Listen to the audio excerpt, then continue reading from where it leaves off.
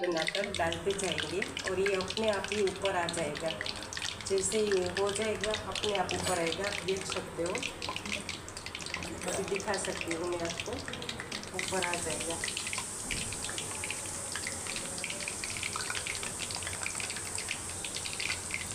ये देखिए फ्रेंड्स, ये ऊपर ऐसे अपने आप ही आ जाएंगे।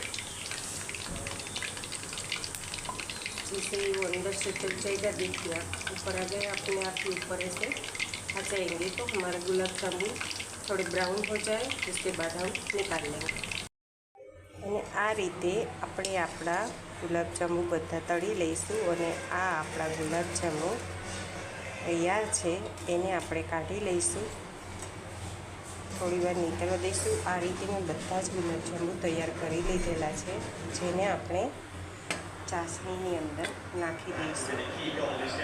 10થી 15 મિનિટ માટે આપણે એને લેવા દઈશું। તો તૈયાર છે આપણા ગુલાબજાંબુ। આજે હું બનાવું છું ગુલાબજાંબુ। તો એના માટે મેં આ કપના માપથી 1 કપ મેંદો, 1 કપ મિલ્ક પાવડર અને ચૂટકી બેકિંગ સોડા અને બેકિંગ પાવડર નાખીને દૂધથી મેં, એના માટે મારે હાફ કપ જેટલું દૂધ જોયું છે, એટલે હાફ કપ દૂધથી એકદમ સોફ્ટ આપણે એનો ડો બનાવી લઈશું અને એના ગોળ ગોળ લુવા કરીશું। અને એના માટે મેં આ ચાસણી મૂકેલી છે, જે 250 ગ્રામ ખાંડ લીધેલી છે અને એની આપણે ચાસણી બનાવીશું। એક તારની નથી બનાવવાની, પણ ચીપચીપી ચાસણી થાય ત્યાં સુધી બનાવવાની છે। અને આ મેં જાંબુ માટે ઘી મૂકેલું છે, ઘીમાં પણ તળી શકાય અને તેલમાં પણ તળી શકાય। बनाकर डालते जाएंगे और ये अपने आप ही ऊपर आ जाएगा। जैसे ही हो जाएगा अपने आप ऊपर आएगा, देख सकते हो।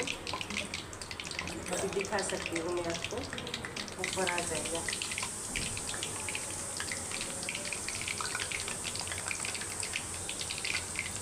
ये देखिए फ्रेंड्स, ये ऊपर ऐसे अपने आप ही आ जाएंगे।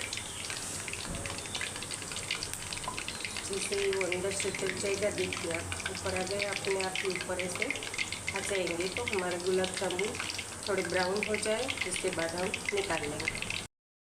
અને આ રીતે આપણે આપણા ગુલાબજાંબુ બધા તળી લઈશું અને આ આપણા ગુલાબજાંબુ તૈયાર છે, એને આપણે કાઢી લઈશું, થોડીવાર નીકળવા દઈશું। આ રીતે મેં બધા જ ગુલાબજાંબુ તૈયાર કરી લીધેલા છે, જેને આપણે ચાસણીની અંદર નાખી દઈશું।